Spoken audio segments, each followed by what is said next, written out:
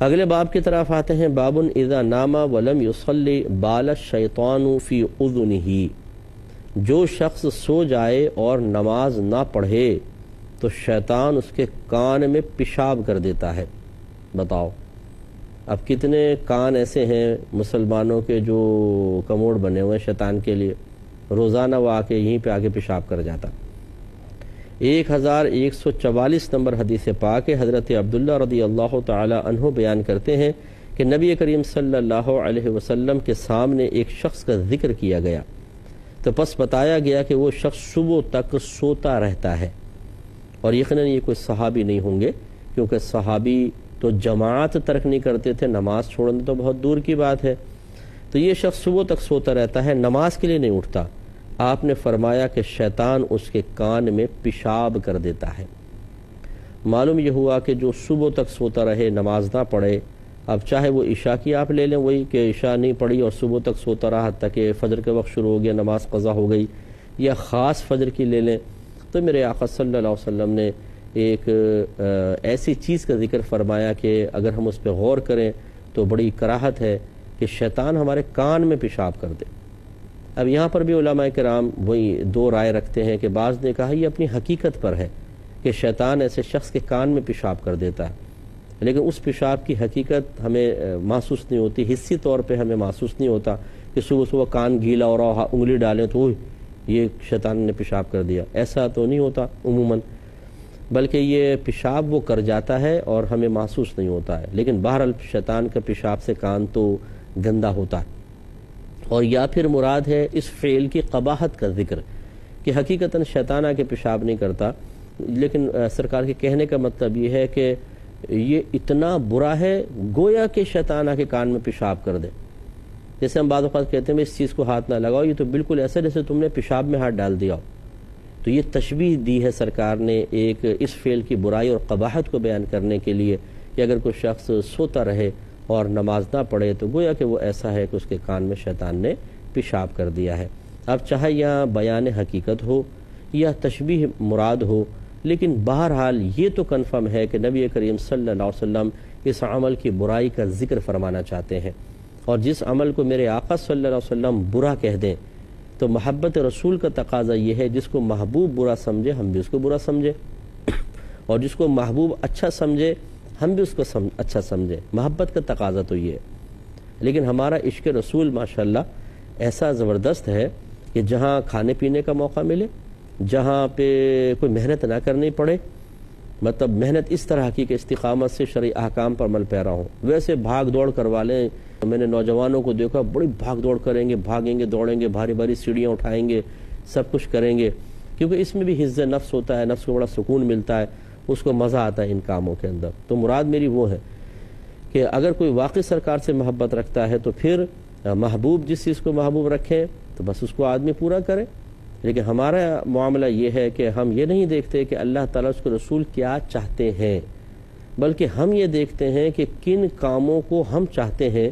اور انہیں پھر ہم بس عشق رسول کی علامت قرار دے دیتے ہیں، محبت رسول کی، چاہے وہ نہ فرض ہو، نہ واجب ہو، نہ سنت ہو، مستحبات میں سے کچھ چیز یا مباح ہوتے ہیں، نہ گناہ نہ ثواب، اور ان معمولات پر ہم عمل پیرا ہو کر یہ سمجھتے ہیں کہ اللہ تعالیٰ اس کے رسول کی کامل رضا حاصل کرنے میں کامیاب ہو جائیں گے۔ بارہا میں نے سمجھایا کہ جب تک انسان فرائض، واجبات اور سنن موقدہ پر عامل نہ ہو، اسی طرح حرام، مکروہ تحریمی اور سنت موقدہ کا ترک جس کو اصاعت کہتے ہیں، ان سے اجتناب نہ کرے، وہ کبھی کامل نہیں ہو سکتا، نہ محبت رسول میں، نہ عشق رسول میں، نہ عشق الہی میں، نہ محبت الہی میں، نہ ایمان کے سلسلے میں کامل ہو سکتا ہے۔ اب آپ چاہے لاکھوں عمل اختیار کر لیں اپنی مرضی کے، وہ قابل قبول نہیں ہوں گے جب تک کہ یہ بنیاد نہ ہو۔ بارہا آپ کو مثال سے سمجھایا ہے، ایک دفعہ پھر میں حصول برکت کے لیے سمجھا دیتا ہوں کہ کاش کسی کو یہ بات دل پہ لگ جائے کہ اگر آپ ایک فیکٹری جوائن کرتے ہیں اور آپ کو ڈیوٹی بتائی جاتی ہے کہ آپ کی ڈیوٹی ہے صبح 8 سے شام 5 بجے تک، اور اس میں کرنا یہ ہے کہ آپ نے مشینیں کھولنی ہیں، مشینیں بند کرنی ہیں، ان کی صفائی ستھرائی، مینٹیننس سب آپ کے ذمہ ہے، اور آپ کہیں ٹھیک ہے، اور پھر پورے مہینے نہ آپ مشینیں کھولیں، نہ بند کریں، نہ ان کی مینٹیننس پہ کوئی فکر کریں، بلکہ آپ اس فیکٹری کے گارڈن میں چلے جائیں اور دیکھیں گھاس خراب ہو رہی ہے، پودے نہیں ہیں، اور درخت سوکھ گئے ہیں، پھر رنگ دیکھیں تو رنگ بڑا خراب سا، پھر ٹائلیں دیکھیں تو اس کی پالش ختم ہے اور وہ گھس گئی ہیں بہت زیادہ، تو آپ نے پھر مزدوروں کو بلا کر ٹائلوں کے اوپر پالش کروا رہے ہیں، چمکوا رہے ہیں، گارڈن میں مالی لگا دیے تاکہ گارڈن میں گھاس آ جائے، پودے لگ جائیں، پورے مہینے اس کام میں نکال دیا اور فیکٹری میں کلر وغیرہ کرا دیا۔ اب جب مہینے کے بعد مالک آئے گا اور اس نے آ کر دیکھا کہ مشینیں بند پڑی ہیں، ان میں زنگ لگ گئے ہیں، مکڑیوں کے جالے لگ گئے ہیں، اور وہ کہے یہ آپ نے کیا کیا، پورا مہینے کام نہیں کیا، اور آپ کے حضور یہ نہ دیکھیں، ٹائلیں دیکھیں کتنی چمکدار ہیں، کلر دیکھیں کتنا خوبصورت، آئیے باغ میں آپ کو دکھاتا ہوں، دیکھیں گارڈن دیکھیں، گھاس پودے دیکھیں، درخت دیکھیں، اور ان چیزوں کو آپ میری طرف سے قبول فرمائیں اور میری تعریف کریں اور پوری سیلری ود بونس مجھے دیں۔ بتائیے کیا اگر آپ خود مل آنر ہوتے اور کوئی ایسا آپ کے ساتھ آپ کا امپلائی کرتا تو آپ اس کی حوصلہ افزائی کرتے، تعریف کرتے، یا کیا کرتے؟ تو جو کیا کرتے وہ کرتے آپ اس کے ساتھ۔ یقینی سی بات ہے کہ جو کام تمہیں سپرد کیا گیا وہ تم نے نہیں کیا، ان کاموں میں لگ گئے کہ میں ان سے خوش ہو جاؤں گا، بھئی میرا کام تو یہ ہے، میں نے ڈیوٹی تو یہ تمہیں دی تھی، بس بلا تمثیل۔ اسی طریقے سے اللہ تعالیٰ اس کے رسول نے 3 کام کرنے کا حکم دیا، فرائض، واجبات، سنن موقدہ، ان میں بالکل کوتاہی نہ کرو، اور 3 امور سے بچنے کا حکم دیا، حرام نہ کرو، مکروہ تحریمی، اطاعت، یہ نہیں ہونا چاہیے، یہ ڈیوٹی ہے۔ اس کے بعد پھر بقیہ کام جو ہے وہ مستحبات میں آتے ہیں۔ اب ہم نے دیکھا ہے کہ جو محبت کا دعویٰ کرتے ہیں، عشق کا دعویٰ کرتے ہیں، وہ ان 6 امور میں بڑے کمزور ہوتے ہیں، نیچے شیر ہوتے ہیں، دیگر معمولات میں لگے ہوں گے، اور اب یہ بالکل ایسا جیسے کام کر کے ڈیوٹی پوری نہ کریں اور یہ پھر اللہ کی بارگاہ میں پیش کر کے کہیں اللہ تعالیٰ اس کے بدلے میں جنت دے دے۔ سوچئے ذرا، میں حکم نہیں لگا رہا ہوں کہ اگر آپ فرض واجب سنت موقدہ وغیرہ چھوڑیں گے، حرام مکروہ تحریمی ساتھ کا ارتکاب کریں گے تو ضرور جہنم میں جائیں گے۔ اللہ کے اوپر موقوف ہے، وہ آپ کا رب ہے، آپ جانیں، آپ کا رب جانے۔ لیکن یہ معاملہ تو نہیں ہے اللہ تعالیٰ کے تمام قوانین کو نظر انداز کر کے ہم کہیں کہ میرے ساتھ ضرور اچھا ہوگا۔ تو میں آپ کے بارے میں یا کسی کے بارے میں، اپنے بارے میں بھی میں کوئی حتمی حکم نہیں دے سکتا ہوں کہ میں ضرور جنت میں جاؤں گا، یا اللہ نہ کرے، خدا نہ کرے میں ضرور جہنم میں جاؤں گا، نہیں، اللہ ہی بہتر جانتا ہے۔ لیکن میری ذمہ داری یہ ہے کہ جو مجھے ڈیوٹی دی گئی ہے میں اس کو کروں، جس کے لیے مجھے انعامات دیے گئے ہیں، جس کے لیے مجھے بینیفٹس دیے گئے ہیں، مجھے آنکھیں دی ہیں، ہاتھ دیے ہیں، پیر دیے ہیں، زبان دی ہے، پیسہ دیا ہے، بیوی بچے دیے، ماں باپ دیے، آزاد ملک دیا، مجھے مومن بنایا، اپنے نبی کی امت میں پیدا کیا، اور مجھے محبت رسول رکھنے والا بنایا۔ یہ تمام امور دیے اس لیے گئے تھے کہ اب اللہ کی ڈیوٹی پوری کرو، تو میں ان کو غلط کاموں میں کیسے لگا دوں اور کیسے ہم اللہ کی ڈیوٹی کو چھوڑ دیں؟ اس لیے مجھے یہ کرنا پڑے گا، اور کرنے کے بعد پھر میں اللہ سے اس نظر قائم رکھوں کہ اللہ تعالیٰ مجھے ضرور جہنم سے انشاءاللہ بچائے گا، جنت میں ڈالے گا۔ لیکن ڈیوٹی پوری نہ کریں اور آپ کسی آفس میں بیٹھ کے، کسی روم میں بیٹھ کے سوچتے رہیں اب جب پورا مہینہ ختم ہوگا تو مالک مجھے بلائے گا، بڑی بھاری تنخواہ ہوگی اور ساتھ ساتھ بہت سارے بینیفٹس ملیں گے اور کتنے میرے مسائل حل ہو جائیں گے، اور پورے مہینے ڈیوٹی نہ کریں، کیسے آپ کو مل جائے گی سیلری؟ تھوڑی سی توجہ کریں، اللہ تعالیٰ ہمیں سمجھنے کی توفیق عطا فرمائے، آمین۔ وآخر دعوانا ان الحمدللہ رب العالمین۔ اتنا بڑا مقام میرے آقا نے فرمایا کہ جو اپنے والدین کو محبت کی نگاہ سے دیکھ لے تو اللہ تبارک و تعالیٰ اسے ایک مقبول حج کا ثواب عطا فرماتا ہے۔ صحابہ کرام نے عرض کیا صلی اللہ، اگر کوئی دن میں 70 مرتبہ دیکھے، ایک روایت میں 100 مرتبہ دیکھے، فرمایا اللہ کی رحمت بہت بڑی ہے، اتنے حج کا ثواب۔ اس سے ذرا وہ نوجوان درس حاصل کریں کہ سرکار تو محبت کی نظر کی تلقین کرے، اور ہم گھورتے ہوئے بگڑے ہوئے چہروں کے ساتھ ماں باپ کی آنکھوں میں آنکھیں ڈال کر ان کو دیکھتے ہیں، جس سے ماں باپ لرز جاتے ہیں، کانپ جاتے ہیں کہ بیٹا غصے میں آ گیا ہے، بہت غصیلہ ہے، کوئی بدتمیزی نہ کر دے، ہماری عزت اتار کے ہاتھ پہ نہ رکھ دے، بیچارے گھبرا جاتے ہیں، ان کا خون خشک ہو جاتا ہے، ان کے دماغ کی رگیں کھنچ جاتی ہیں۔ ایسی اولاد کو سوچنا چاہیے، آج اپنے ماں باپ کو اس ٹینشن میں مبتلا کر کے، اس تکلیف میں مبتلا کر کے آپ نے اپنی طاقت اور جوانی کا احساس تو دلا دیا، لیکن کل بروز قیامت کیا ہوگا؟ اسی طریقے سے ایک ہم نے یہ دیکھا ہے کہ اگر کوئی اپنی ذاتی ترقی سے اوپر چلا جاتا، ماں باپ تربیت نہ کر سکے، ماں باپ اچھا نہ پڑھا سکے، ماں باپ والد صاحب کاروبار نہ کروا سکے، اور وہ لکھ پتی کروڑ پتی ہو گیا، تو پھر وہ بعض اوقات تانے دیتے ہیں، جو کچھ کیا اپنی محنت سے، آپ نے کیا کیا ہمارے، آپ نے کیا کیا؟ ارے والدین نے آپ کو دنیا میں لانے کا وسیلہ اور ذریعہ بن کر سب کچھ کیا ہے، اگر آپ نہ ہوتے آپ دنیا میں نہ آتے، آپ کے والدین نے آپ کے لیے بہت ہی بڑا عمل کیا ہے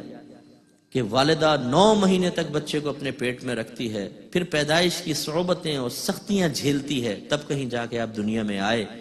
اور پھر آپ بستر پہ پیشاب کرتے ہیں، آپ بستر پہ گندگی کرتے ہیں، سردیوں کے دن بھی ہوں، ماں ہمیں ٹھنڈے پانی کے اندر لے کے نہیں جاتی، خود ٹھنڈے پانی میں ہاتھ ڈالتی، بچے کو صاف کرتی ہے اور اس کو رکھتی ہے، پھر لڑکھڑاتے قدموں سے جب چلے ہیں تو لپک لپک کے ماں نے ہی تو سنبھالا تھا، ماں نے ہی تو سہارا دیا تھا، والد صاحب ہی تو انگلی پکڑ کے لے کے چلے تھے، انہوں نے جب پال پوس کر جوان کر دیا، تو کیا یہ بڑا انعام نہیں ہے؟ کیا یہ بڑا کرم نہیں ہے؟ کہ یہ کافی نہیں تھا کہ ہم یہ کہیں کہ آپ نے ہمیں کاروبار کروایا، فلاں کے باپ نے دیکھو اس کو کاروبار کروایا، فلاں کے ابا نے سفارش کی اس کو نوکری ملی، آپ نے ہمارے لیے کیا کیا؟ جو کیا ہے میں نے اپنے بلبوتے پہ کیا۔ خدا کی قسم اپنے بلبوتے پر ظاہراً اگر آپ کو نظر بھی آ رہا ہے، اگر آپ غور کریں گے اس کے پیچھے بھی آپ کے ماں باپ کی پرخلوص دعاؤں کا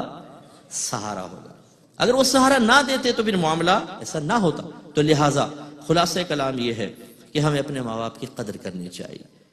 ان کی خدمت کریں، کوشش کیجئے کہ کبھی ان کے سامنے غصے کا اظہار نہ ہو، تلخ لیجا نہ ہو، ایسے الفاظ نہ کہیں جس سے ان کے دل ٹوٹیں۔ اگر آپ وہ پاؤں دبانا چاہتے ہیں پاؤں دبائیں، اگر ان کو علاج معالجے کی ضرورت ہے جتنا افورڈ کر سکتے ہیں ان کا علاج معالجہ کروائیں، جو شریعت کے دائرے میں رہ کر حکم دیں اس کو بجا لائیں۔ یہ خدمت کے ایک مذہب اسلام نے تصور دیا ہے، جس کو اگر میں خلاصتاً کہوں جو اللہ نے فرمایا فَلَا تَقُلْ لَهُمَا اُفٍّ وَلَا تَنْهَرْهُمَا، کہ اپنے ماں باپ کو اف مت کہو اور ان کو ڈانٹو مت، تو یہ علماء نے فرمایا یہاں پہ تلفظ اف مراد نہیں ہے،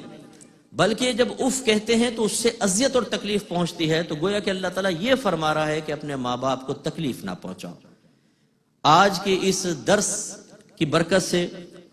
اگر آپ ایک چیز اپنا لیتے ہیں، ایک چیز میرے لیے بھی ثواب جاریہ ہوگی، مینجمنٹ کے لیے بھی ہوگی، جنہوں نے انعقاد کیا ان کے لیے بھی ہوگی انشاءاللہ، کہ آج جا کر بستر پہ لیٹ کے غور کر لیں کہ ہمارا کون سا عمل ہمارے ماں باپ کے لیے باعث اذیت و تکلیف بن رہا ہے۔ آپ کا گھورنا، آپ کی زبان، آپ کا رویہ، آپ کا پاؤں پٹکنا، دروازے زوروں سے بند کرنا،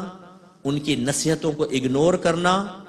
ایسے جملے کہنا جس سے ان کو ان کی کمزوریوں کا احساس ہو۔ اگر اللہ نے کسی وجہ سے آپ کو مقام و مرتبہ دے دیا، آپ کو بڑا منصب مل گیا، پیسہ مل گیا، تو اپنے ماں باپ کو حقارت کی نگاہ سے دیکھنا، جس کا خود ان کو بھی احساس ہو جائے کہ اب بیٹے کی نگاہیں بدل چکی ہیں۔ بیوی کی اس طرح فیور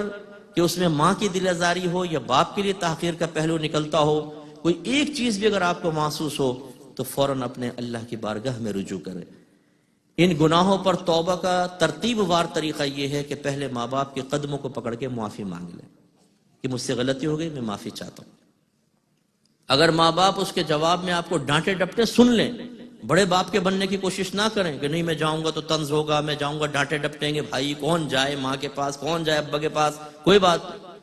سن لیں، اور اس کے بعد پھر خالصتاً اللہ تعالیٰ کی بارگاہ میں توبہ کریں۔ اور صرف توبہ کرنا کافی نہیں ہوتا، بلکہ مطلوب شرع حقیقتاً توبہ کے بعد اس پر استقامت ہے۔